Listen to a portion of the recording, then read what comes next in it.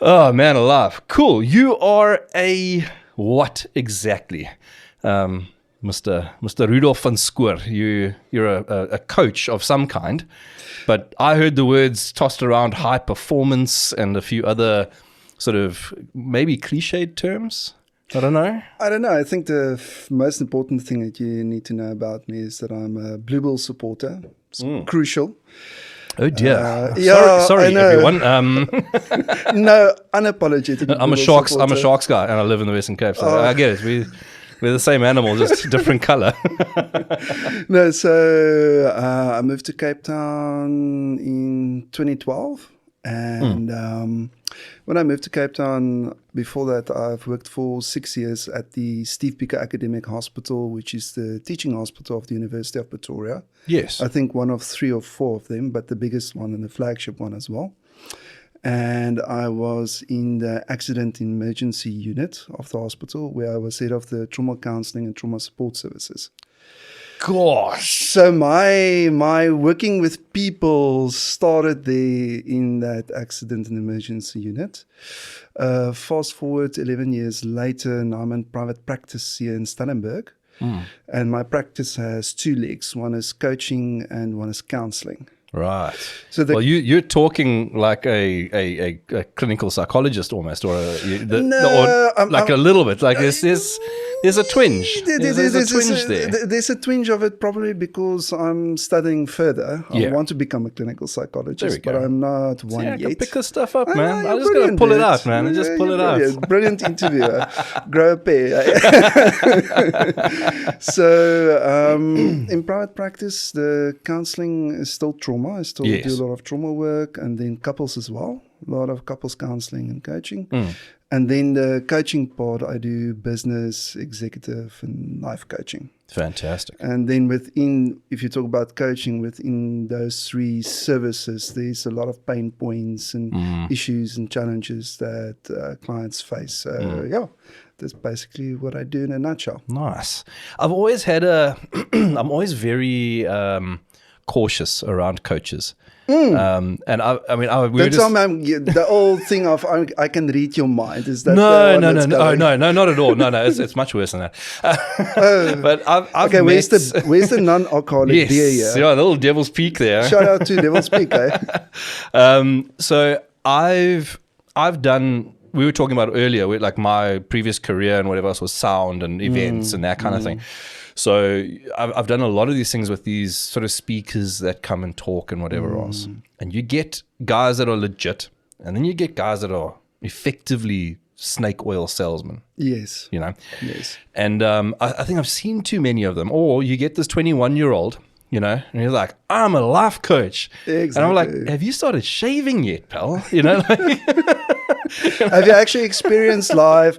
Yes, I've been broken up, went through a divorce, something like that. Yeah, something like have you grown a pair, or you know, have you had your life shattered, you know, and then maybe rebuilt, or have you built a company, or have you got something successful, you know? And I get that a lot of the coaching stuff is like the ones that I've seen, or some of them that I've seen, they come out of somebody who has done that. They've built a program. The program is proven and it works, and there's 22 steps to financial freedom, or whatever the story is.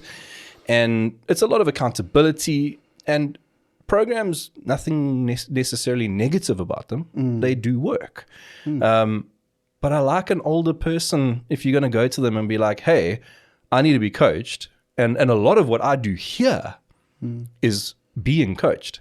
So I've always wanted to be coached, but but before we turn this into a session, you must just know. No. First put money on the table.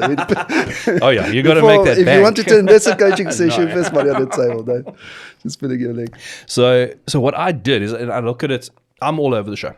So the way my brain is, people would say I'm ADHD or something. You'll see when I'm talking, I'm arms and legs and everything. People always tell me on the videos, like, sit still, Des. Like when you're talking, sit still. And I'm like, leave me alone. Focus on the guy interviewing. Yes, yeah. And so I've never really found anybody that and I went through a coaching thing with a friend of mine who was studying to be a coach. And he asked me, we're at the gym one day and we were bench pressing, and it doesn't look like it now, but you know, back in the day.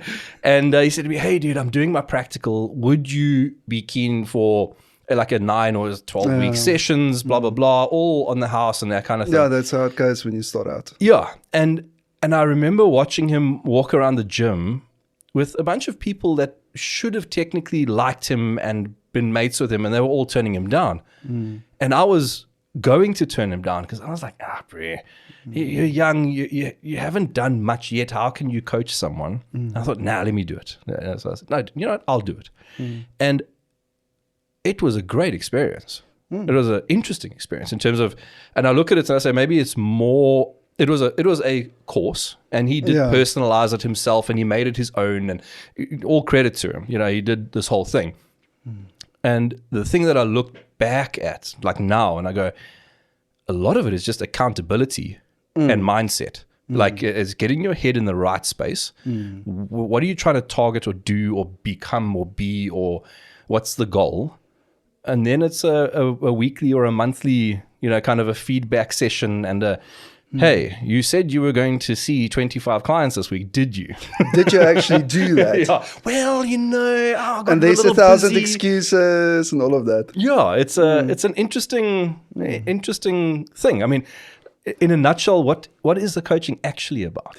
So I actually wanted to ask you, it sounds like there's a question hidden in the conversation here. So, no, always. Yeah, I mean, exactly. So that's a question, bottom line. What is it actually about? What's the real outcome that we're looking at? I know there's like a lot of, you're very good at asking questions as well. So now you're getting down into me now going, okay, cool, you know. What's the purpose of coaching? So I think if you want to actually put it in a nice box that it's clear, and box is maybe the wrong word to use, but if you want to put it on a table where it's very clear, we actually need to start saying, what's the difference between therapy and coaching? I think that's a good departure point. So you can have clarity on what the difference is, and then we can dive maybe into coaching if that's cool with you. 100%. I want to know what you do. So okay, cool. You're the one with all the knowledge, so I'll take the lead from you. So if we talk about therapy, counseling, and also psychiatry, I think it's also important to clear up what's the distinguish things between those three. So in therapy, it's talk therapy. Yes. Psychiatry is where somebody prescribes, or a medical doctor, that psychiatrist prescribe medicine to you. Counseling is when you go to someone, it's not necessarily anything clinical that you're dealing with. Your coping resources that you had for a specific situation is overwhelmed a little bit.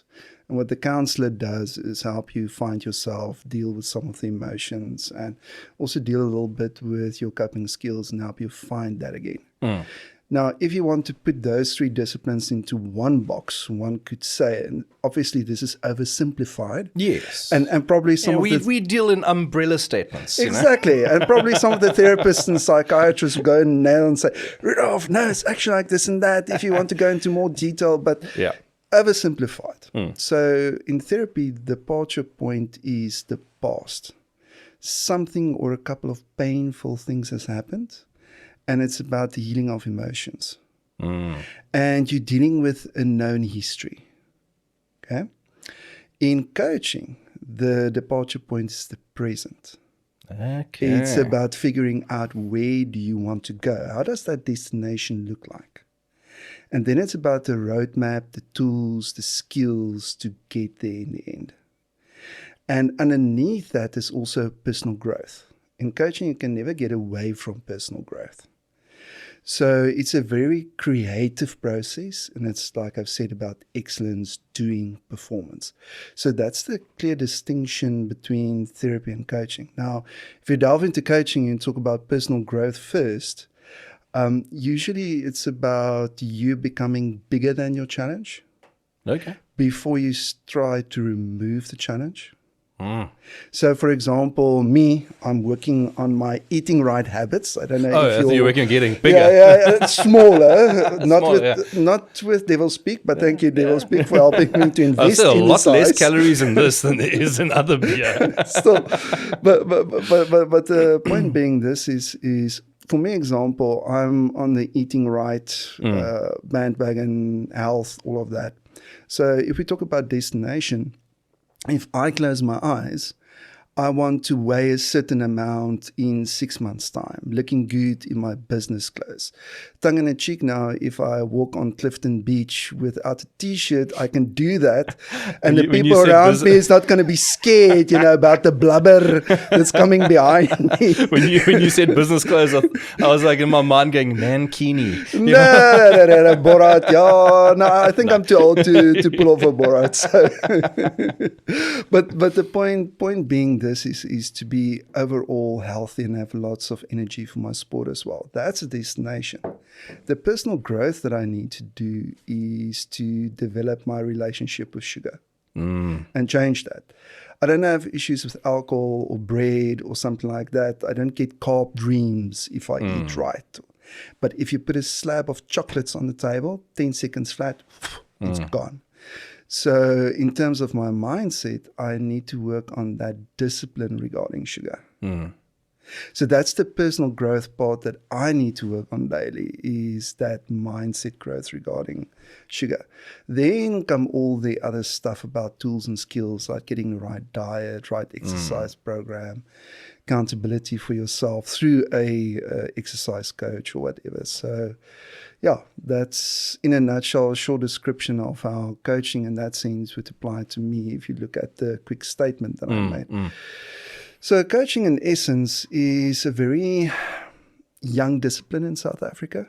I've noticed. Yeah, it's a very young technology, if you want to put it that way. It's probably over 20 to 25 years old within South Africa, although it's older in other countries, like the US, where it actually started. Yeah, it is a very US driven, very US, thing, UK, Australia type of thing that found its way into South Africa.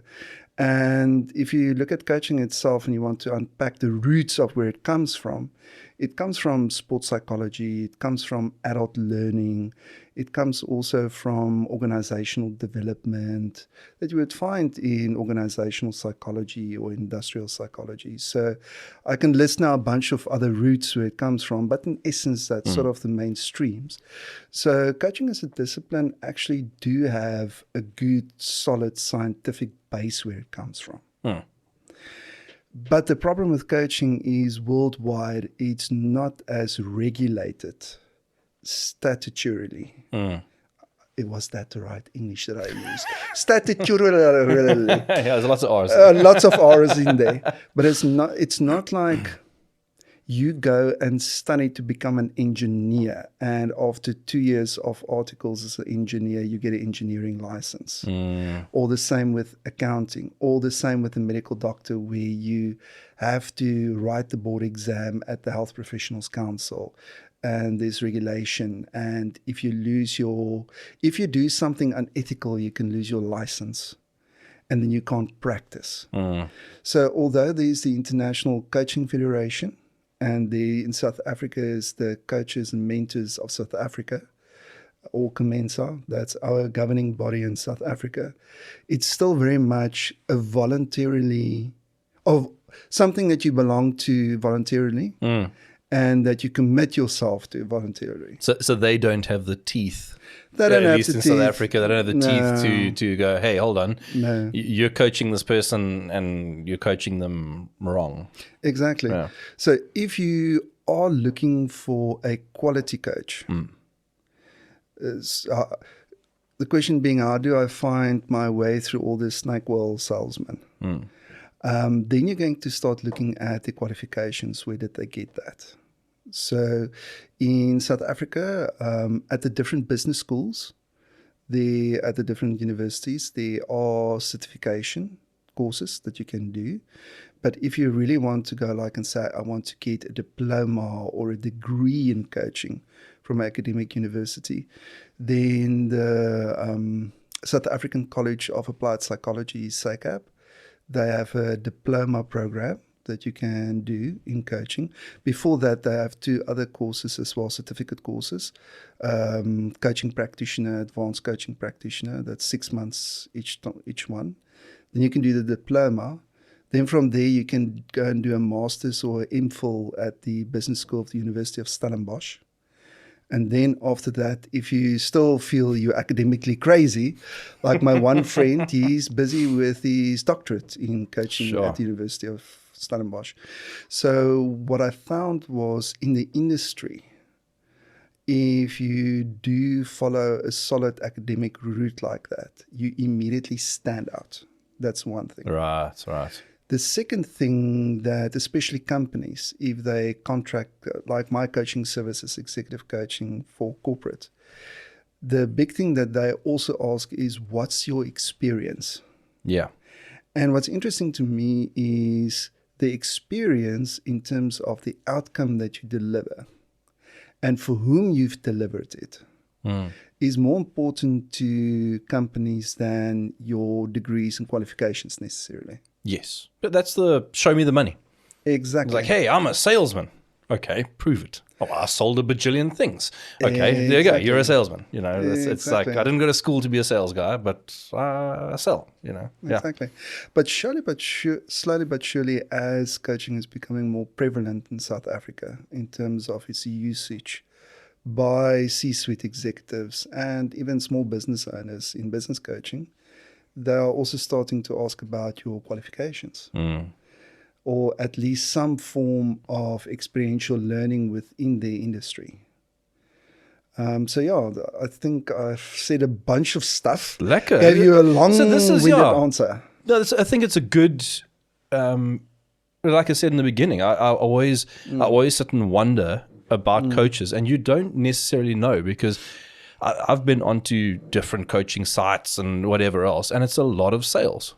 It's it's a website which is built by some designer who's got a copywriter in the background or a ChatGPT, and they write this whole, and it sounds amazing. And then it's whatever the price is per hour session or per month or per year or whatever the story is, you don't know until you're in it. Exactly. You go to a spine doctor, and on his wall is that little placard that says, "I can cut you open and you will survive." Exactly. Whereas with the coaching, you don't. So you just don't know what you're getting. So the answer to that is, for some coaches, is to do what they call a chemistry session. Okay. Or an introductory conversation, where a client comes in and you basically do a coaching session with the client so that the client can experience that. Right. And feel the value of the coaching. Because, get the vibe. Exactly. Yeah. Because if you sell a beer like this or a water bottle like this, the product is there immediately in front of you. Yes. Coaching and even therapy, it's not tangible. Until the client sits in front of you and they experience what you are doing with them. Yeah. Then you demonstrate the value of your coaching. Yeah. And I think if you are a prospective client and you are interested in coaching, and you do it maybe not necessarily through an organization, but you do it individually on your own, I think it's very important that you ask the coach, before I sign up with you, let's do a session. Yeah. Demonstrate your value. And show me whether the pain points or the challenges that I have, that you can actually work with it. I like that. Wow. So, and that's incidentally the way that I work. I do that introductory conversation. And I'm honest when I say it to prospective clients, I do have a network of practitioners, whether it's psychologists or psychiatrists or other coaches. When a prospective client sits in front of me and we do this session and we figure out that I'm not the right person for your needs, then I do refer. Oh, that's cool. Yeah. And that's very important, because a lot of people say, I'm going to go and see a coach, but because I don't know the difference between therapy, psychiatry, counseling, and coaching, because it's different tools that you use for different reasons, they go to a coach, but actually they do need a clinical psychologist. Yeah. or they need an educational psychologist, or they actually need a psychiatrist, or something totally different that the coach is actually not equipped An to do. exorcism. Maybe. I hope I'm not going to start getting stuck against the wall here. Or You look on the internet nowadays, and I think some people exactly. are beyond help. I don't know. We'll give it a bash. I don't know. You're still looking like you're sane, you know. So all right. it's fine. For the most you're right, part. dude. I'm still enjoying the conversation, so it's fine.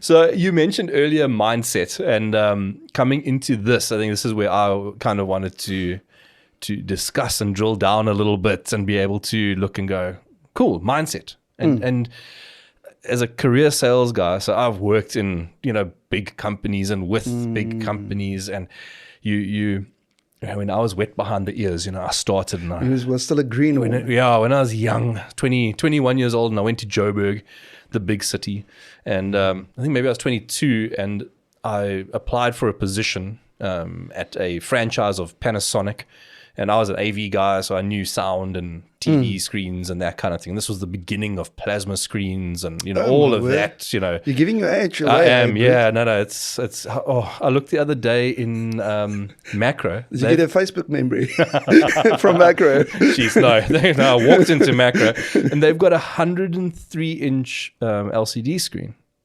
right? Which is big. That's big, right? And I remember Panasonic brought out, it was like 106, I think, inch plasma screen, but it weighed like almost 700 and something kilos. You needed a heister to move it.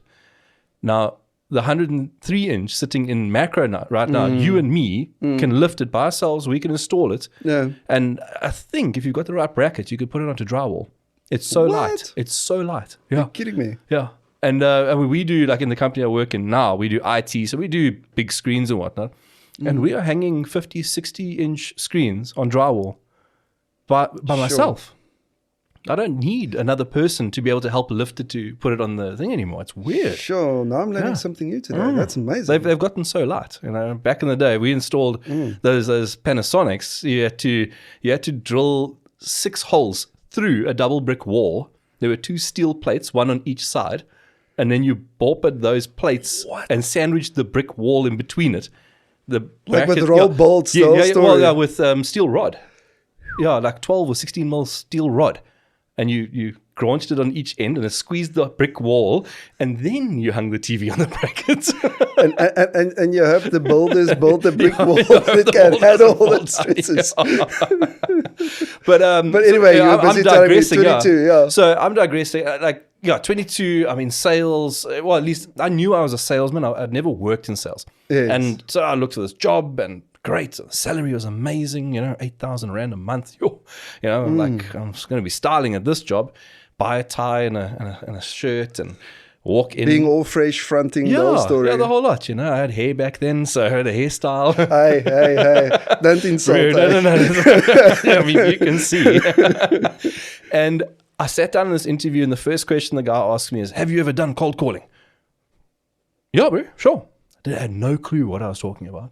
No idea. Oh, okay, good. How would you approach this kind of client? And I was just winging off of just pure natural gumption and, chutzpah. I'm young and I know things, And I got the job, and it was a great, I worked there for like 11, 12 months before I got poached into another company. And I did great, and I was number one at one stage. And, I got my month where I was number one. And, it was like, congratulations. Cool, Man, and the big bucks, in Joburg.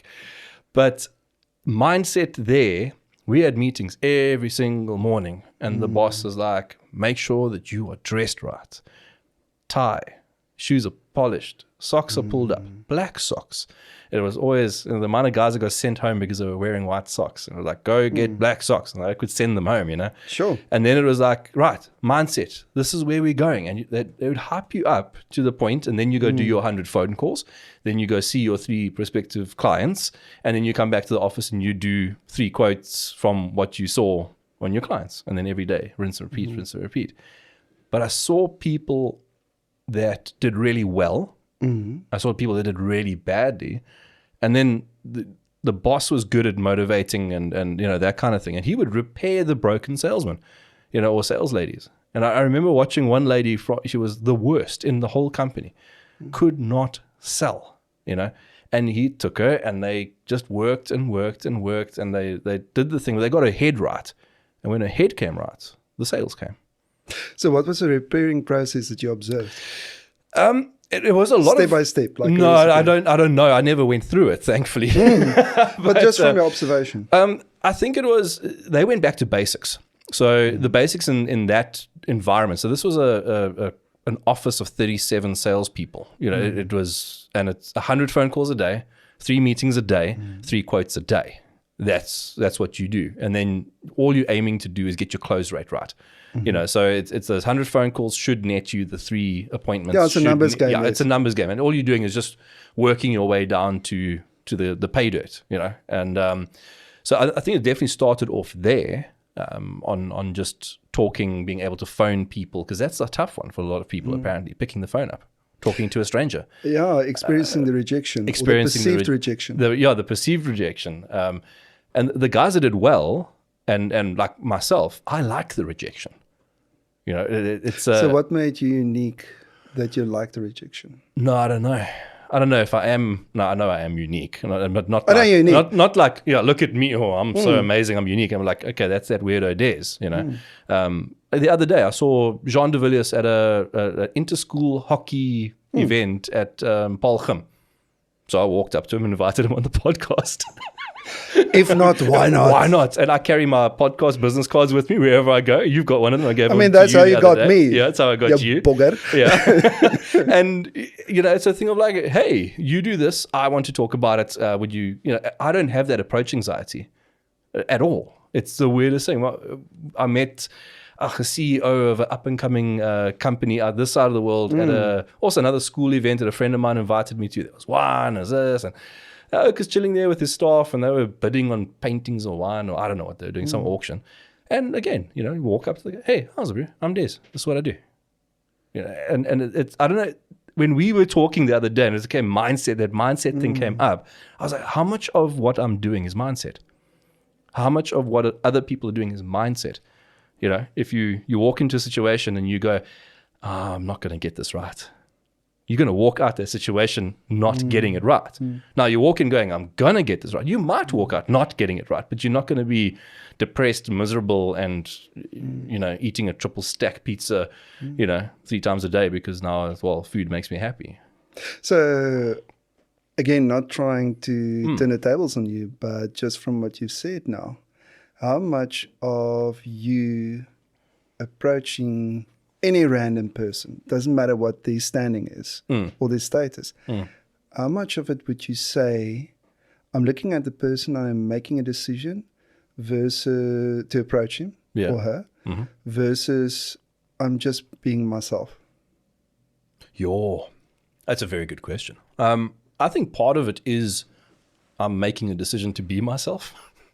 Because I'm a brash person. I'm very loud. I'm very energetic. You saw me at that meeting where we met, and everyone. No, we couldn't get you stop talking there. So I had 45 seconds, bro, and I packed it in. Yeah, okay. So for the people listening, so I met up with this dude at the Business Network International chapter visit. BNI. Some people know BNI, some people don't. And we in the open networking, we couldn't get you to stop talking. I've got a story about everything. I've done a lot. Exactly. Yeah. It was like, and the people were standing around you and were like, wow, this guy has so many stories. It's interesting. Yeah, it's weird because I've got to actively be careful because I can talk and I can entertain and I can do a lot of that kind of stuff. And it's even there, I was trying to hold myself back, and then there's moments where you get invested. It's like you check the reactions and you talk, and then I'm like, wait, hold on, let someone else. Hey, what do you do? I'm an accountant. Yeah, exactly. So let's take it one level a little bit deeper. Would you describe yourself then as an extrovert, meaning you get your energy from people? Yeah, Chana. If there was a scale, introvert to extrovert, I'm over here. So You're off the freaking charts. Off the chart, bro. They say you got to think out the box. I haven't seen the box in 2 decades. But it's like it. So when we started talking mindset, and I was like, yes, this is something that. And when I went through that other coaching thing, it was also mindset. It was a thing of going, okay, cool. Here's some goals. How do I think I'm going to attain the goals? What is my strategy to do? So back then, my big goal was to get a Bitcoin. That was my big goal back then. Bitcoin was 40-something thousand rand or 90,000 rand in the period that I was busy trying to accumulate. I think I started, it was around 37,000, and it was when that big upward trend way back. And that was my big sort of goal. I was growing a business. I was trying to get my Bitcoin. I was, establishing an area for the Western Cape for a product, and so it was lekker, and the accountability was good. And I don't know how much of it was just my innate sort of domkrach, that I'm perpetually excited about life and everything. The whole world can be falling apart. So like almost 2 years ago, I got fired. And from a job. Best thing that could have happened to you now afterwards. You have to look back on it. And I remember going home to my wife. I knew it was coming, and there were signs. The guy that I was working for. Some small and big red flags. Yeah. We clashed for some reason, and I haven't quite figured it out. But yeah, that's besides the point. And I remember the day, and he was like, "Dude, this is not working out. So I'll give you some bucks, and off you go." And I got home. My wife looked at me, and I was like, I just got fired. And I was kind of excited. But, I mean, we were in KZN. All my family support systems here. It was like, we lost so much money and everything. We had to move back. We got back. We had nothing.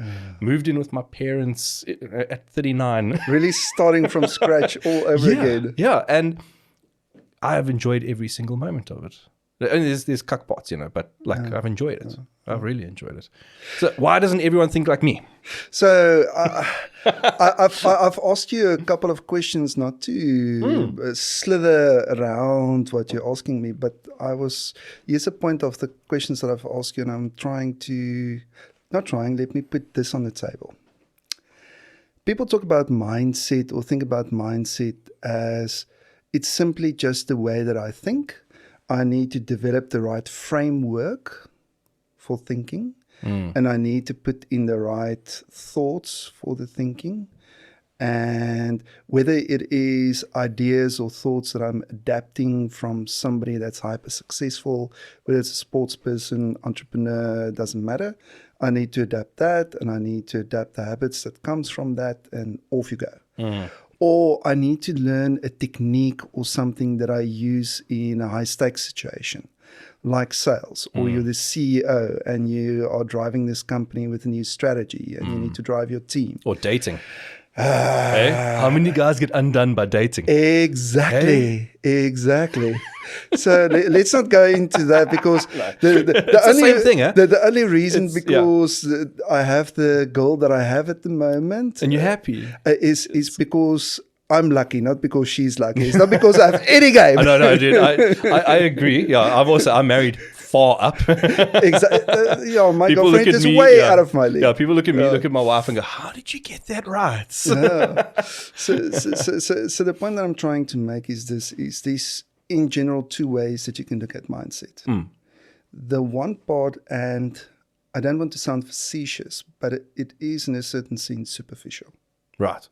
It is in the moment. Here's a technique or two to lift your emotional state so that you have energy.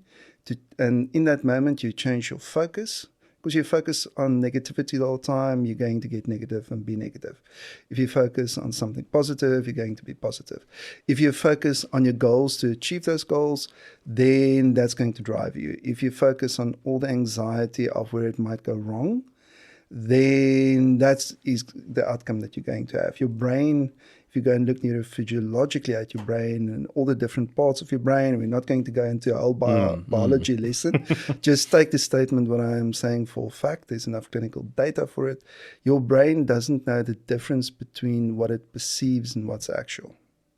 Right. So that's why people get scared on those VR headsets, and that floor falls away in that VR thing, and everyone and you it's that physiological response. Yeah. Exactly. Or another way to outline it is the same part of your brain that excretes that dopamine that drives positive motivation, all of that you get that levels when you are engaging in a task that's worthwhile, and it drives effort, it's challenging.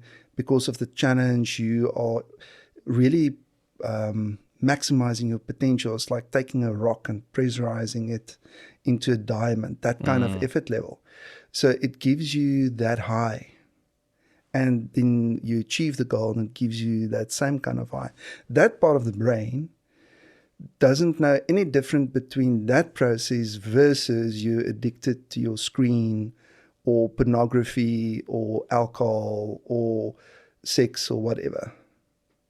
So that makes sense. Exactly. But I mean, that's why you get these comments. It's as good as sex. It's better than sex. Exactly. Selling that deal. You hear it in the sales guys. You've You've chatted with the and it's exactly. like, close that deal. It is just so it's good. Freaking amazing. Yeah. I know. And you live on that for a couple of weeks or whatever it is, or that's what gives you the crack to do the next sale and the next sale. And exactly. So there's a bunch of techniques and skills that people use to get that emotional state and to help you stay on focus on the right things.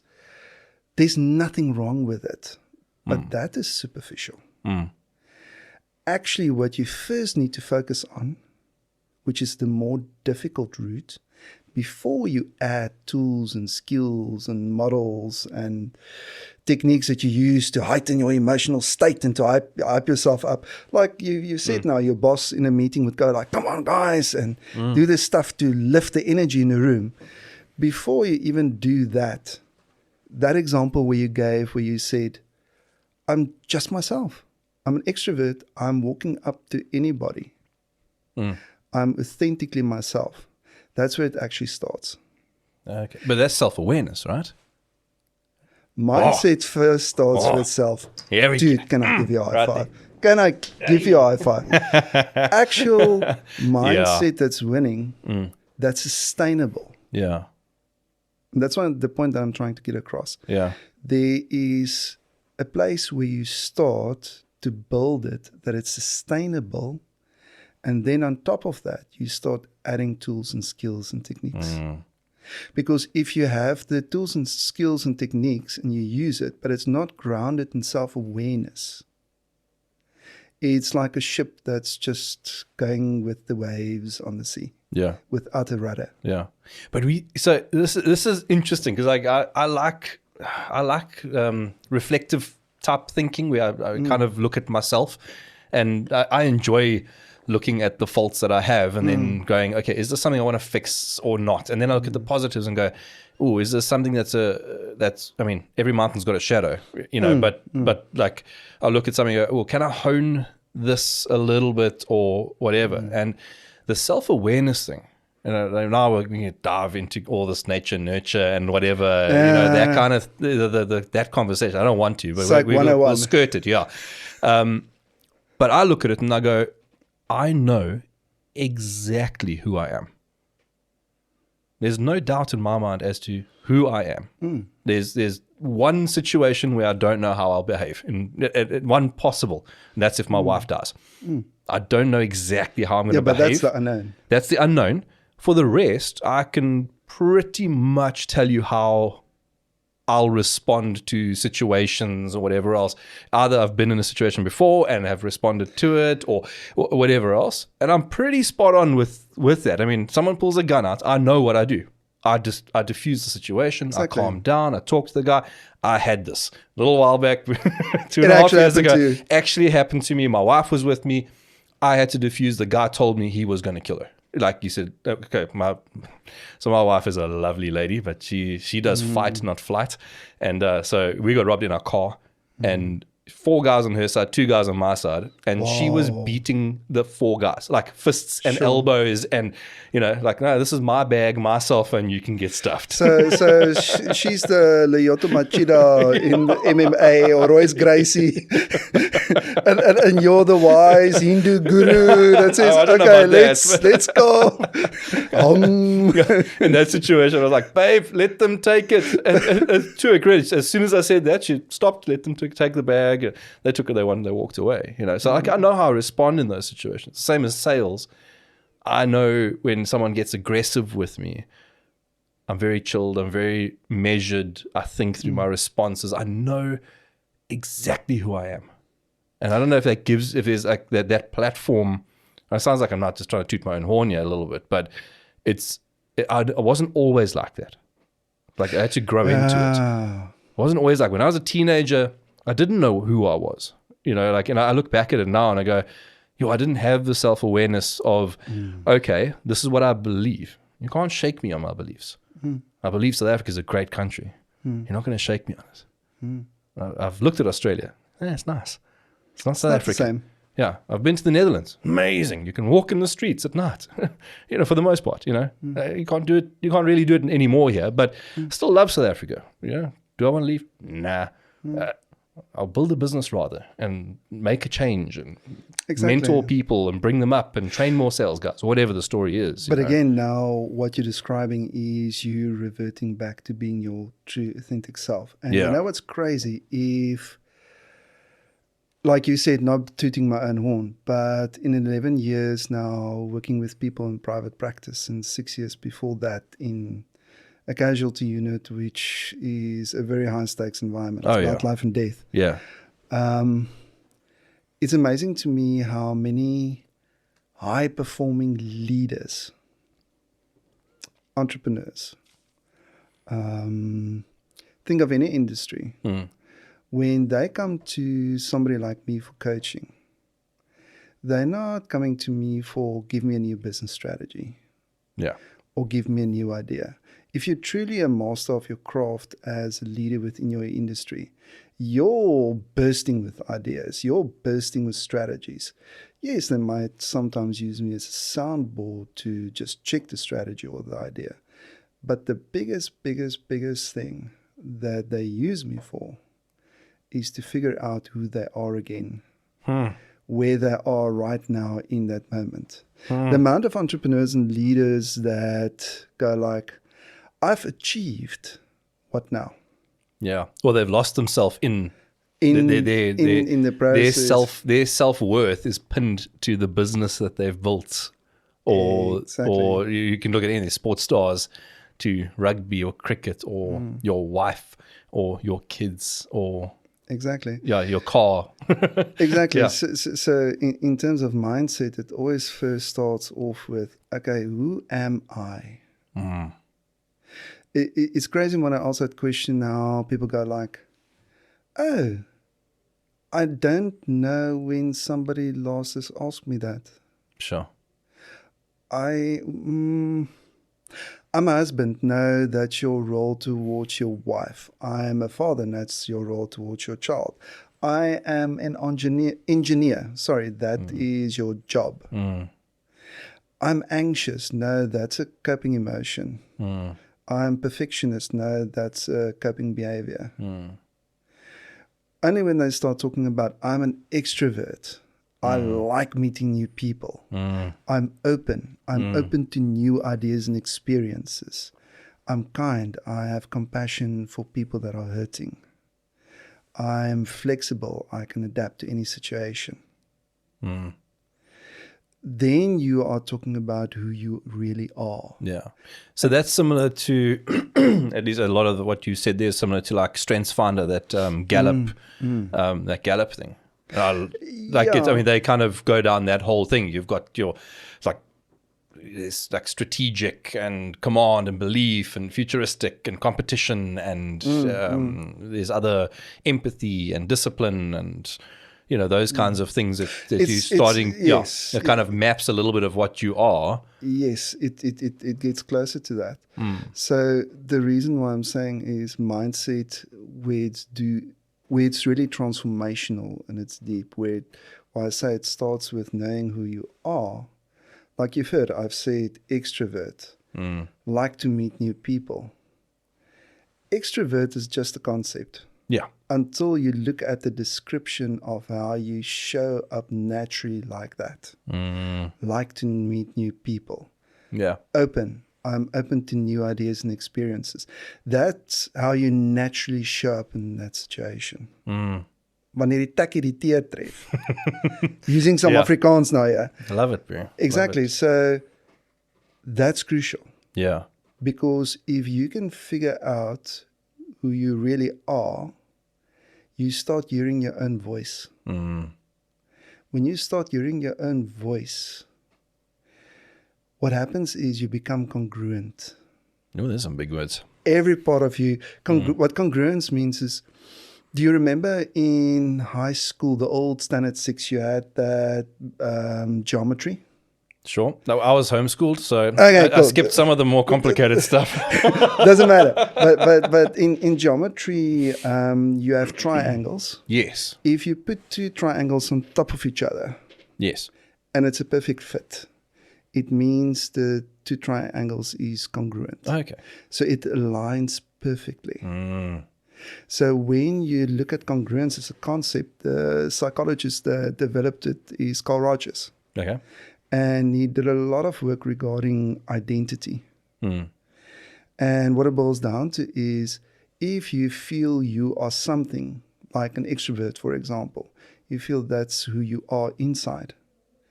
But if we look at your behavior on the outside objectively, and you're not acting like a extrovert, then you're not congruent. So now you either aren't and you're lying to yourself, or something's not aligned and you're operating a bit off. You're limping a bit, you know? Exactly. So identity is not something that's only embedded in you and how I subjectively experience it. It's also embedded into multiple layers of the objective world outside, or multiple layers of analysis. What is your spiritual philosophy? What's your general life philosophy? What's your political philosophy? Do you have a job? Are you married? Do you have kids? How do you show up in each of that multiple layers as an extrovert? So it's not only something inside of you, it's also something outside of you embedded in those multiple areas. And it needs to line up with each other. Then you're congruent, because the inside and the outside, like those 2 triangles, fits perfectly on top of each other. So it's very much a dynamic state. It's fluid. It's something that you have to work on daily. Like you've said, a couple of years ago, you didn't know yourself as well as you know yourself now. But I can promise you, there's life situations that's going to happen that you can't predict. Oh, yeah, for sure. That you haven't prepared for. That is going to give you new insight into other areas of yourself that you don't know yet. Yeah. Well, it's a learning process. You aren't who you are or who you were yesterday. Exactly. You aren't today who you were yesterday. Exactly. Yeah. So the whole point of congruence in terms of mindset is the moment when you are reliant and you're daily working on it with self-awareness, it's like 2 pipes that's connecting, and now the water can flow through it, i.e. energy. Yeah. Yeah, and if you've got 2 pipes sitting misaligned, there's a dribble of water hitting it, but it's not, there's no power behind it. Exactly. Yeah. So when that water pressure or energy is running, now you need to direct it. And that's where some of the tools and the skills and changing your perspective then comes in. Because, I mean, look, it happens.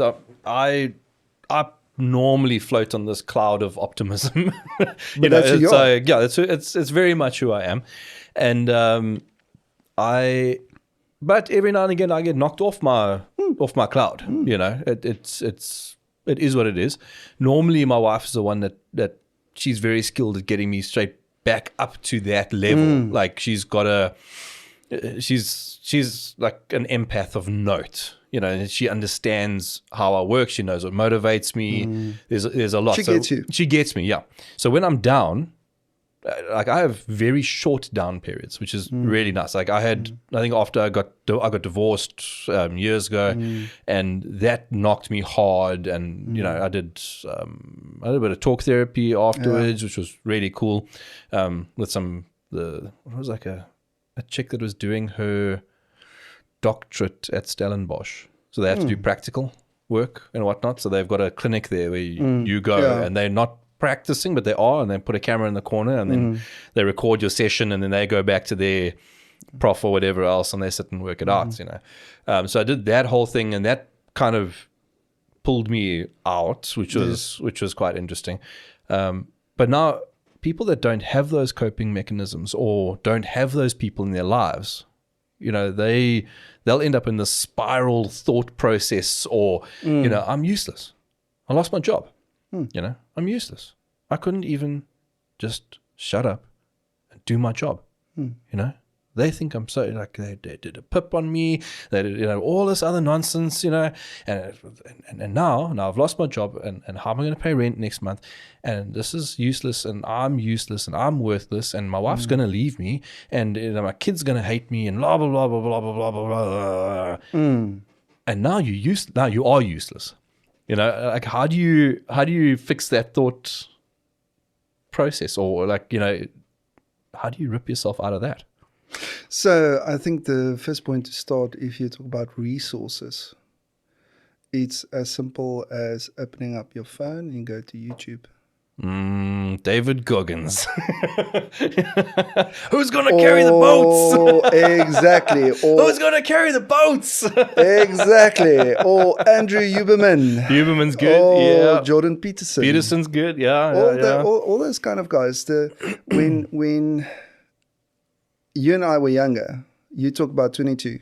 All those resources or people with knowledge wasn't available to us. I don't know. I mean, if you remember, if you went to varsity to the library and you wanted to use the internet, it was still that dial-up. It was dial-up. Yeah. So I was a teenager with dial-up. Yeah. I was a teenager with dial-up. I remember my dad brought a computer home from work with a modem. Exactly. Yeah, blew my whole brain. And you were sitting there, that 1 hour that it was dialing up and getting the one search, it was absolutely amazing. Yes, yeah. And like chat rooms and all that kind of jazz back in the day that took no bandwidth, yeah. So in those days, we didn't have those resources that we're having right now. So if you can't afford a coach or a therapist right now, yes, at the University of Stellenbosch that you said now, that clinic there, it's for free, or you pay very little. No, it's free. Yeah. So well, free. When I went, I mean, it was a long time ago. It's still the same. So that's a definite resource that's available to you, number one. So the big thing is break the isolation. The big problem when you lose your job, for example, the example that you use now, it is traumatic. Oh, yeah, for sure. And trauma uses two strategies to disempower you. One, it forces you to isolate yourself. So not only isolate yourself from others, but also from your relationship with yourself. I just lost my job. Wow, I don't want the people at church to know that I've lost my job. Oh, what they're going to think of me? And my friends, you know. We all live in Oranjezig or in Eversdal or in Stellenberg, you know, and people mustn't know that I'm going to sell my SUV so I can still keep my home. It's important, you know. So people don't talk. Yeah. So because there's a stigma. Okay, number one. Number two, relationship with yourself. So exactly what you said now: negative, negative, negative, negative. That's not a healthy relationship with yourself. So that whole traumatic experience, number one, wants you to isolate yourself from others and yourself. Number two, loss of personal agency. That belief in yourself that if I make a plan and I decide to execute it, that it will work. That's agency. So like, no, I've lost my job. I'm an idiot. I'm stupid. I won't be able to find new work. I won't be able to do this. I can't overcome the challenge. Yeah. That's the personal agency part. So if you are in that space, use a resource that is available. Like the clinic or the clinical psychologist or therapist there. Or YouTube. Exactly. There's so much knowledge available on YouTube that can help you if you don't feel comfortable yet to go to someone that you can access, and you can go and look at these people that really know what they're talking about. I did it with the podcast. Before I did even one episode, I had watched like 50 videos on how to podcast. And I mean, even now, I mean, I'm 41 this year. I've been doing sales, since I was early teenager. Started my own company, like out of my bedroom, selling guitar strings and DJing and all that kind of jazz, Nice. And I still, to this day, watch videos on how to sell. Still do it. Me too. I mean, my week, I make supper. So I've got a nice pair of Sony headphones. And normally at night, if I'm not podcasting like tonight, so last night I was at home, I made dinner, I had my headphones on, and I watched a video on, what did I watch last night? Objection handling, I think, on the phone, which was quite cool. It's something that it was stuff I have learned already, but it was nice to watch.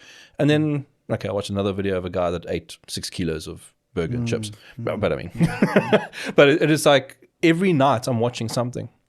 It's like even tonight I've got a video lined up on editing for podcasts on something that I specifically want to try. And it's sitting there. It's in my watch list to do. And if I've got the time tonight, I'll do it. If not, 4:30 tomorrow morning, I'll be watching it. Just please correct my English grammar.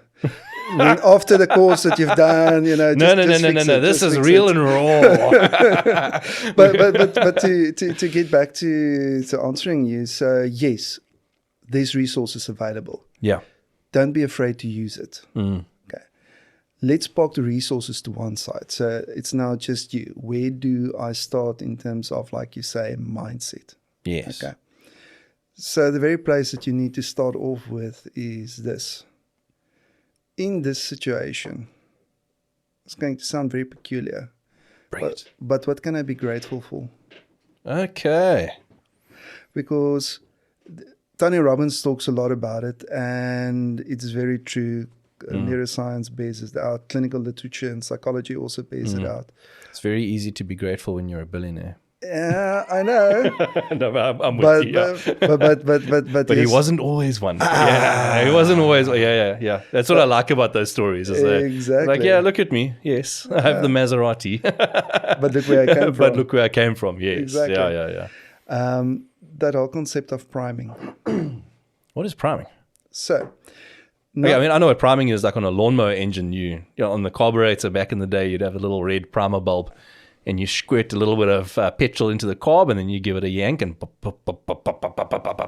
So take that one step further. So if I want to go to the gym, and I know exactly where my gym clothes are, and I fold it up, and I put it neatly on the chair in front of my bed, with the socks and the shoes, and the bag and the water bottle, the whole story. I promise you, tomorrow morning at 5 o'clock when I wake up, it's going to take me 3 minutes to get dressed, another 3 minutes to get into the car, another 10 minutes, I'm at the gym. So I've done something small to set up the following day for success. Oh, man. The more you talk, the more I look at my life and I'm like, I do this on a daily basis. Exactly. Yeah. So, but let's say I didn't do that. Tomorrow morning I wake up. I might know exactly where that t-shirt is, where my training trousers is, or story in the cupboard. I promise you it's going to take me 10 minutes of falling over my own feet, asleep. Trying not to wake your wife up. Exactly. But now you've got excuses. Between the coffee pot and the cat and the small dog and the goldfish. And hoping you're not breaking any of the porcelain vases in the dark as you're looking for the light. And it's going to take me at least 20 minutes to get ready and get in the car and get to the gym. And now it's too late. I'm not going to go. Okay. Yeah. It's exactly the same thing with your mind. Okay. What are you doing every day to prime your mind? So whether you are in a position where you're successful, or whether you are in a position where you're down and out, what are you doing, or what are you putting into your mind? And we don't think about that. Yeah.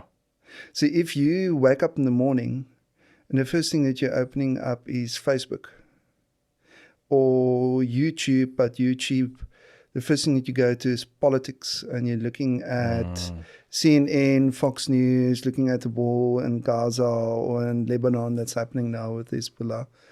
Doesn't matter what the situation is, if that's your go-to, or you're opening on Facebook and you just doom scroll. Yeah, that TikTok doom scroll, yeah. Exactly. What? Just like you have to feed your body with the right diet so that you have enough energy for the day. What's the mind feed that you are doing in the morning? What's the mind feed you are doing at night? Yeah, this is where Huberman comes in again, with the breathing and the grounding and all that kind of exercise and a little bit of meditation and all that kind of jazz. Yeah. So I'm not anti watching movies. I mean, I like going down the YouTube rabbit hole and disappearing there in different topics. Hey, that dopamine rush is fun, eh? It's fun. It's amazing. It's fantastic. Yeah. But the point that I'm trying to make is especially if you're down and out, are you setting time aside at night or early in the morning where you are working on what you are putting in your mind so that you have resilience and energy for the rest of the day to figure out, how do I solve the bloody problem of not having a job? Yeah. That's the thing. So then you start asking, okay, so what do I put in there? The first one everybody says, but it's very true, is gratitude. Yeah, being thankful. That's being thankful. Yeah. Even in the midst of that, and it's not like you're sitting there and you're closing your eyes and like, and what I'm grateful for. Have a piece of paper or a journal next to you, writing it out. Yeah. Because writing organizes your thoughts. It forces you to reflect. It forces you to become self-aware. It's a healing process in itself. It activates a lot of parts in your brain that helps you with problem solving. If you want to be lethal in life, learn how to write, learn how to speak, learn how to think. I'm in the process right now. Like, so my end goal for this podcast, it's not end goal, but the podcast will run. But the goal that I'm aiming towards, number one, which I mentioned earlier, was finding a mentor. But I have an endless flow of mentors now. People that coming in and teaching you. I love it. Yeah, it's spectacular. Bloody brilliant. And the next part of it is speaking. So this is something I've wanted to do for years. I used to be behind the sound desk at these events, and people like Justin Cohen or Michael Jackson or crikey, I'm trying to think of all the guys. My brain went dead, but yeah, those two are great examples of top of their game public speakers. You know, that do this kind of thing, or industry leaders that come out to these conferences and talk to people and and whatnot, like a John Maxwell. Yes, those kind of those kind of guys, and that's what I look at it and I go, yeah, that's what I want to get to, and I'm busy building a body of work, which is this. You know, and parts of what we're going to talk about will go into the speech that I'm busy building.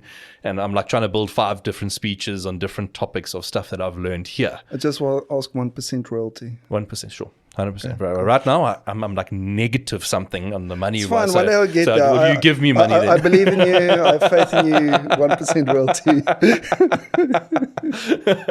I keep telling people, like, there's a GoFundMe. There's no money in it. There isn't. There should be. But yeah, it's that kind of, I don't know, that kind of thing where it's, I mean, I'm 41. If we were living in the 70s, 41, you're finished. Luckily, we're not living in the 70s. We're not living in the 70s. At 41, you're a spring chicken. Yeah. You know, you look at like Gary Vee, another example of a great speaker. You know, he came out wine industry, built a business, blah blah blah blah blah. You know, built his parents' business up to a point where it could actually sustain the family, and then started at ground zero. You know, begging and borrowing for an office, you know, to start a business or whatever. I did it again. You know, and like he was where was I going with this now? I can see my brain's tired today. I'm wide awake listening to you, so I don't know where it's going, but it's interesting, no. But it's that thing of, like you say, feeding yourself, having that goal, having that thing. That for me lights a fire inside me. I go nuts for it, you know. And growing this thing and having that end goal for me is all the motivation I need. It's money, it's influence, it's stature, it's all the things that inside me like really go, you know, and give that big breath of fresh air, you know. And yeah, it's such an interesting road trying to get there, structuring it out. Writing is where I was going on this. Writing's the thing I've been bad at. So like I'm slightly dyslexic, and I suckle This is writing what you're doing now. Yeah, I'm doing it in audio, you know, little peaks and valleys on their computer. Sure. Exactly. That's writing. Yeah. Because the point of whether it's writing it down or whether it's recording an audio is to hear how your own voice sounds like, that you can look at it objectively. Yes. And then order your thoughts. Yes. And when you order your thoughts, you're creating order in the chaos. Then it becomes structured. And then when you start acting on that, then who you are inside and who you are on the outside aligns and become congruent. Oh, I love this congruency word. I'm going to start using it. 2% royalty. 2% royalty. We're going to have to go into business at this point. At this rate. but to continue it further, part of that, what you put in your mind, is also reviewing your past successes. Right. Part of writing down is making a list of things that you've achieved in your life. And it does not necessarily have to be, I've built this huge business. It can just purely be, listen, I played for the first rugby team. Sure. Let me just go back to that again and close my eyes and visualize how that was. It only took me one day to learn to ride a bicycle. I got the girl. Whatever that, there is some success somewhere. There is some success somewhere. Visualize that, re-experience that. One of the psychological tools that sports psychologists use is guided imagery or visualization. So go and study up on that, go and read up on that, but use that past successes as, okay, I'm not actually that useless because I have a track record. Yeah. I've used it in sales as well. You do exactly. Like mock sales calls and, you know, that kind of thing. Or you sit before your phone and you go, okay, cool. How's this going to go? What am I going to say? Where's my script or whatever it is, if you've learned it or you've got it on a paper or whatever it is. I'm like, okay, cool. Hey, I'm Des. No, hi, I'm Des. Hello, my name's Desmond. Wait, okay, this is where we're going to go. We're going to get a better one, you know. And you iterate the process over and over and over again. Exactly that. And then the third part is you have to say, okay, so let me set then a SMART goal. You know the SMART acronym. I Specific, do know it. measurable, yes. story. Yeah. But you have to then say, okay, what's the destination that I would like to end up at? More than just the numbers. By 2025, 100 million rand, more than that. If I close my eyes and I engage all 5 of my senses, what would I experience from that destination? So for example, me now, if I close my eyes, I can see how I look like with an 8-pack. I can feel how much energy is coursing through my body when I'm not overweight and I'm doing my sport. I can hear how I am breathing comfortably and I'm not out of breath. You can hear your girlfriend on the sideline going, looking check good, him. looking Yes, good, boy. yes. Yeah. So it needs to be a destination that you can visualize in your mind's eye using all 5 of your senses. Is this like defining happiness or contentment kind of thing almost? No. Not. Happiness is something that I don't really think it. No, not that I don't think it exists. I don't think you can have it always. No, you can't have it always. Happiness, like confidence, is a result of something that you're doing consistently over a long period of time. It's not. It's like Carl Rogers spoke about congruence and being yourself. It's something that's dynamic that you have to work on every day. So there's certain things that you need to do every day if you want to experience happiness and confidence, for example. Sidebar now. Sure. No, yeah. Really. So that's crucial. But to get back to what I've said earlier is when you visualize the destination with your 5 senses, then you also need to visualize who am I as a person that's in that destination. Yeah. Which parts of me, my extroversion or my kindness or my strength or my ambition or my competitive part, which element of myself do I need to step into right now? I talk to people about, like right now, I always say to people, like, I am not earning close to what I was earning 20 years ago. So, and like by a factor of like 3, and then with commissions or whatever, I was maybe like a factor of 4, where it's back in the day, I was earning 3-4 times, when I was 21, 22, 23, what I'm earning now. Yes. But I was chatting with the mates about this the other day. We were driving from Durban to here, and we stopped over in Colesberg, and we were talking about it. And I was just like, the thing though, is I didn't really enjoy the person that I was back then. Now, sure, I liked the fancy sushi. I did. And I liked the steak that and the I don't know, that feeling when the maitre d' of the restaurant, because it was that kind of restaurant, would come up and say, well, would you like to join us with the chef and go and choose your cut? I enjoyed that, and I enjoyed the money and all of that nonsense that was there, but I wasn't, I don't know, nice, maybe is the right word for it. I don't like that person. And I can go back to Joburg, and that town in me, yes, like I light on fire. I go nuts like electricity. And even when I visit that town, I can feel it. There's a certain energy to Johannesburg and Pretoria that you don't necessarily find here in Cape Town. Yeah. And the one city is not better than the other. It's just different. Yeah. Exactly. Yeah.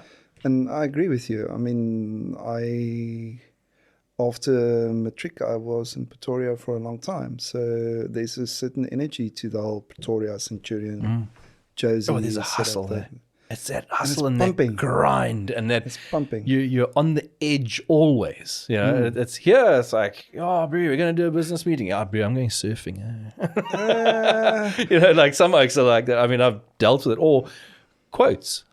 I'm sitting today. I've been trying for 2. Oh no! Wait, this is actually a bad example because the guy that's do you actually want to mention that in public? Yeah, no. If it's if it's a you problem, do you want to mention it in public? No, that's not a me problem. No, I've got a supplier who has to do some work on my computer, and for we were supposed to do it 2 days ago, and they never got back to me. Like, we had the time, and the time went past, and I was waiting for the call, and never happened. And then I was like, hey, Chana, now it's too late. Oh, wait, now we need to do it tomorrow. And 2 o'clock came and went.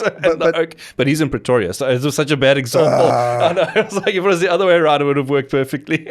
but isn't, just as a sidebar, isn't that amazing how if you're just very good at providing amazing service, super speed, super service, super quality, you immediately stand out in South Africa. You do. Yeah, you do. Yeah. People always ask, how do I differentiate myself in business? What's my Send unique a quote within 3 hours. That's it. That's all you need. There's nothing more. You will be fine. Exactly. Yeah. But this was drilled into me when I was working in sales. We were like, if you saw the guy today, the latest, first thing tomorrow morning, unless the quote is like maybe over, say, 20 or 30 million rand, and you have to now do a bit of work and talk to the technical guys or, whatever. But like, if you're doing a small 5-10 million rand deal, for the most part, you should be able to get that done within a couple of hours. It's just like, push, bro. We want to see quotes going out. And they measured it on us. And it became a habit. And now, for myself, even now, I remember being back in Cape Town for 16 years or 17 years or whatever it is. I'm much slower, but my quotes go out very, very quickly. It's very seldom that there's like a 2 days in the time from seeing a client to getting a quote, No, it's amazing. I mean, in the services industry, we're digressing a little bit, but just to make that point again, in the services industry, meaning whether you are a doctor, lawyer, accountant, whatever, in your own business, they've measured that if you don't respond within 5 minutes to a request that comes through via WhatsApp or via email, Messenger, from Instagram, Facebook, doesn't matter. If you don't respond to that question, whatever that question is, within 5 minutes, you can kiss that business goodbye. You see it in the call center industry. So like the leads and whatever else, like the guys will do their TikTok videos or Facebook ads and whatever else. And those leads come to. The Americans have it where they have systems that lead pushes out of Facebook, for instance. It goes into a back end of a system. That system has an AI bot that's trained on how to just do the intro pre-sales. And the bot will instantly, like within a minute, sends a WhatsApp through to whoever the person is that's just filled in the form, goes, "Hi, thank you so much for your submission. How can we help you? Here's what we do as a service, blah, blah, blah." But do you know what's even more crazy? If it is a very high-end service, what I mean with high-end, highly personalized.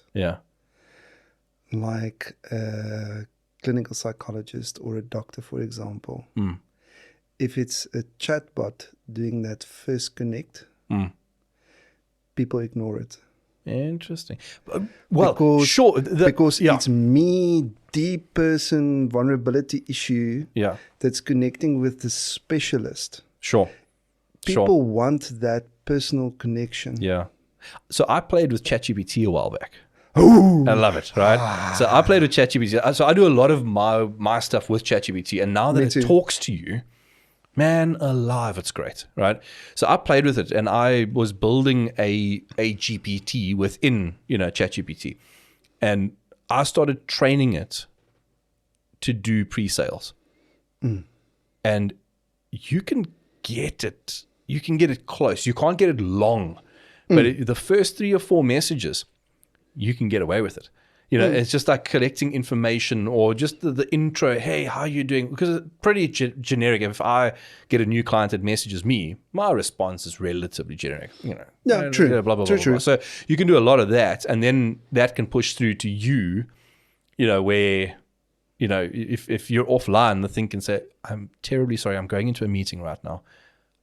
I'll be done very soon. I will message you back." Well, that's perfect. Yes. And now all of a sudden it's like, "Oh, okay, yeah, sure, no problem." I've never had an issue with that where someone goes, "No, you will speak to me now." That doesn't happen, or hasn't happened, But which is quite cool. But in your training, did you train it to use your tone of voice? My cadence and whatever. Ask me 150 questions to figure out who I am so that you can behave like me. Exactly. And that's a challenge that new entrepreneurs and even with call centers that they face is if they don't do their due diligence in that, which they usually don't because it takes a lot of time and effort to sit and do that. They just go for the quick and easy version. The simple little, And that's a challenge. No, I'm definitely not anti-AI. I think it's wonderful. It's amazing. It's a brilliant tool. But getting back to mindset and being yourself and who you are, people want to connect with you. People sell people. Yeah. People sell people. So getting back to what do I do if I'm down and out in terms of mindset, I said a couple of stuff that's happening internally or the internal work that you do. The external work is simple. It's two things. Go and find out who can I serve and who needs to be my network. I'll add one more. Exercise. Yes. It's the depression cure. Yes. It's like, what, 70-something% more effective than medication in most cases. Yes. Like, except for like proper, like hormonal imbalance depression, you know. Like, I find it, I just do 100 push-ups in the morning. I feel like $1 million. Exactly. But again, you're lifting your state. Yeah. You're lifting the emotional energy state in yourself by doing that. Yeah. That's why, whether it's yoga, whether it is karate or boxing, some form of martial arts, jiu-jitsu, when it's something that you can practice also on your own, or just weightlifting or heavy weighted sandbags. I love heavy weighted sandbag. I dug holes for a while. For 3 months, I dug holes. I was getting jacked. Because the big thing is, except for getting jacked, I wish I'm jacked now, but anyway, there's some work that I need to still do on it. The big thing is, if you ask somebody to think positively when they're really down and out, it's very difficult. It's a mental construct that's very vague for them. But if you help them to start with their body, and you help them to use their body to ground themselves and to start lifting their state a bit, then all the other things are much more easier. Yeah, no, it is for sure. Kick in. What does growing a pair mean to you? Growing a pair means to me that in any situation that I find myself in, I need to be myself. I need to truthfully say what I think. Doesn't matter the consequence. And on purpose, I need to put myself in uncomfortable situations where I am exercising to be myself and truthfully say what I think. Doesn't matter the consequences. That's growing a pair. I like that. I watched, I don't know if it was Huberman or someone of that ilk. I watched a podcast, I think it was Modern Wisdom, or Diary of a CEO, one of the two. But they were talking, there's a space in your brain that grows and gets stronger and bigger and better when you do the stuff you don't want to do. That's the AMCC part of your brain, or the anterior midcingulate cortex. That's the one, yeah. And so, like, I'm doing it at the moment. I have a cold shower every morning. Every single morning. Cold shower. I don't want to do it. I'm getting better at it. But it's part of my thing. I do 100 push-ups every day as well. Like, and I started this like a month or so ago. I had to get from 3 to the 100, but you know, that was the journey. But like now, every day I do 100 push-ups and I do my cold shower every single day. And you do something hard in the beginning of the day, the other hard stuff becomes easier. Exactly. It becomes much easier. Exactly. And I think it's Diary of a CEO where he had an interview with Andrew Huberman, and also on Andrew Huberman's podcast, they also have a whole thing of how to build immense inner strength. Yes. Bottom me, and it comes from that, where he also says, and it's not only Huberman, it's some other neuroscientists as well. And I can't remember the clinical psychologist, but the one that developed the whole theory around flow state.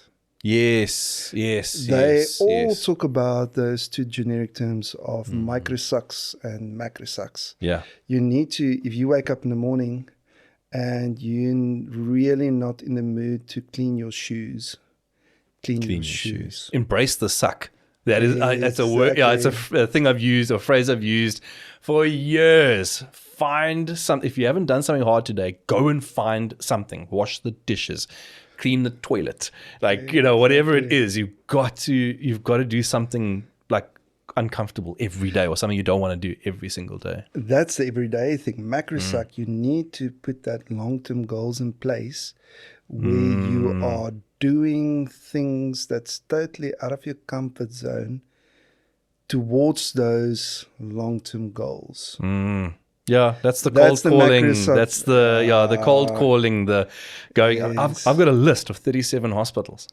Oh, man, I laugh, and I'm working my way through them. It sucks. I'm walking to a hospital with a pile of flyers and business cards, and I have to dodge security because they want to chase me out. And Of course I've got it to is. see people and talk to them. One, and- one look at you, they might be thinking is the old Boeremag that's coming here. I've got a shirt that says IT consultant. Okay, cool. Okay, cool. So normally like, oh, okay. Hi, put my friendliest face on, I can help No, you just with your trim the beard printer. a bit. I need to actually. Just pulling your leg. I looked this morning, I was like, every morning I look myself in the mirror. It's something else that I have to do. I always say to people, like, I have to live my life where I can look at myself in the mirror and be okay with what I see. It stops you from doing, or stops me from doing the horrible thing, from treating people badly, from that kind of thing. It's like I look in the mirror every day. It's like, yeah, I'm okay. Or hey, hold on, maybe I treated that like a bit badly. Oh. Embrace the suck. Make the phone call. Hey, dude, I messed up. I'm sorry. I said this. I didn't mean it. I was just trying to get one up on you, or I was trying to be imposing, or I just wasn't thinking, or whatever the story was. Embrace it. I'm sorry. Tough. Yes, it sucks. It sucks. Yeah, I know. You make me go back now through my list of sins that I need to still confess to the people that I've wronged now. Yeah. Embrace the suck and go and do some confessions. Yeah. But I think what I sometimes wonder is whether, especially with the younger generations like millennials and Gen Z, if that is maybe the one piece of the puzzle That's missing. It's too comfortable. It's too easy. Dopamine's too easy to get. Yeah. Because if as an owner of your own business, the one thing that most CEOs and high-performing leaders moan and gripe about is, like I've said earlier, not new ideas, not new this. It's people problems. Yeah. And the biggest one is, how do I get the younger guys and girls to perform? How do I get them to be driven? Yeah. Well, and that's the thing. I mean, I've been on both ends of it. So I've run big teams. So I've been a GM for a company that had 24, 25 staff. I ran my own business with 9 full-time staff and like another 7 or 8 part-time staff. And the thing I realized in it when I was doing my own thing is I can never expect them to do what I do, because it's my business. Of course. It's my motivation. I'm the one that carries it, kind of thing, but you say there is a point at which they can maximize, or you can get them close to that max for themselves. And you're figuring that out, motivating staff, whether it's a incentive or it's a one-on-one meeting every now and again, or it's people want to feel valued. I want to feel like they're making a difference. I'll do anything. I can go to my church and they can say to me, hey, Des, I need you to clean the toilets. And we're like, am I making a difference? Yes, you are. Let's go and do it. 150 toilets, but I'm there. Brush, gloves, off Let's I go go. and do this. No stress. I don't mind. Am I better than it? Maybe. Still do it. I'm making a difference. Sweet. 100%. I'm there. It's like, I don't think it's only having it too easy. I totally agree with you on that. But I was actually thinking about it today. I think it's also in terms of the current culture, how things are right now. And that one key phrase, don't judge me, or who are you to judge me? I think that's a problem. We've lost the art of being judgmental. Yes. Oh, yeah, 100%. Yeah. Or critical even. Yeah. Yeah. I've got mates of mine. We do this to each other. This podcast, my friends will watch it and I'll get a message. Hey, bro, you messed up there. Hey, you cut him off there. Why did you get this guy that's saying idiotic stuff? I haven't had that yet. but I get that from my friends. And it's great. I get messages. I've got a cheerleader crowd, so I get my messages of, yo, Des, that was fantastic, loved it, you know, everything cool. And then I get the other ones like, dude, that wasn't a great episode. You know, and I've had a few that have been less than optimal. I've been very blessed that I've had lots that have been great, you know, like, but it's that critical nature. Like I've got one friend of mine, so we sit once a month almost, and we actually we'll start working out now again, now that the rain is kind of stopping and whatnot. We go in the mornings, 5 o'clock till 6 o'clock. We go work out, walk, run, push-ups, trying to do pull-ups or whatever else, and we talk the whole time for that whole hour. We take like 30 minutes each almost. Like, what are you doing? This. Dude, no, that's stupid. I don't think so. This is my thought on it. Okay. Tomorrow, come back. Now we reiterate. But that critical, almost judgment type thing, you know. But isn't that exactly what is part of growing and building a mindset? Yeah, definitely. Yeah. If you have to think about it, why I talk about we've lost the art of being judgmental is it's on a continuum. So on the evil side, on the extreme side, is if we say people's value should be judged. And then you get into that. It normally is by salary. But exactly. Within the corporate, Yeah, but if we talk about personal value, is if I'm judging someone, is basically focused on their personal value, and then you get into what happened in Auschwitz and the apartheid regime and all of that. On the total other end of the scale is this everybody gets a medal. Yes. Just for participating. I got out of school just in time, eh? Exactly. Me too. Showing our age again. Thank God. But the healthy part somewhere in the middle, I think, is your value is separate of your performance. The value is set. Yep. What we judge is standards. Character. And character. And the purpose of the judgment is to help you grow. I think, unfortunately, in today's culture, the two has been conflated of putting your value and standards together. So the moment you're trying to help somebody grow by judging and being critical, to help them increase their standards, now it's conflated with self-worth. And now we're not allowed to judge. But is that back to that congruence thing that you're talking about? It's going like, okay, cool. Your self-awareness, are you aware of who you actually are? Number one. Now, be it good, be it mediocre, be it bad, be it whatever. I mean, I think everyone can be good, and it's a choice to become bad. But if you are this, or you say, I am this, the work that the character shows through by the deeds, the work of it. How you show up in your behavior. I'm a kind person, but you were swearing at the till lady at Checkers. Exactly. No, so that's not kind. There's no congruency there. Okay, cool. I'm a kind person. I tipped the car guard $10 instead of $2, or whatever it is. Or I spoke nicely to the security guard in the building. Yeah, you know, like I know right now the security guards, they know me, they like me because I say hello to them every single day. They're watching our cars right now. You know, like my car on that side, your car on that side. They're watching it. I know they are. They do an extra trip when I'm podcasting. They like me, you know. It's like, okay, cool. So yes, I am kind, and they can almost attest to it. You know, there's outworking in it, and I think that's that measure of trying to get that congruency together, is getting those two as close as humanly possible. Like, as you possibly can. Yeah. Exactly. So to circle back to the conversation of mindset, it's, if we now first exclude tools, skills, all of that, it is about who am I, congruency. It is about priming. What do I put in my mind every day on purpose? And also what we've said earlier, okay, so how do I serve something outside of myself? And who can I find to serve? And then also networks. But then the other thing that we've just spoken about is critical thinking.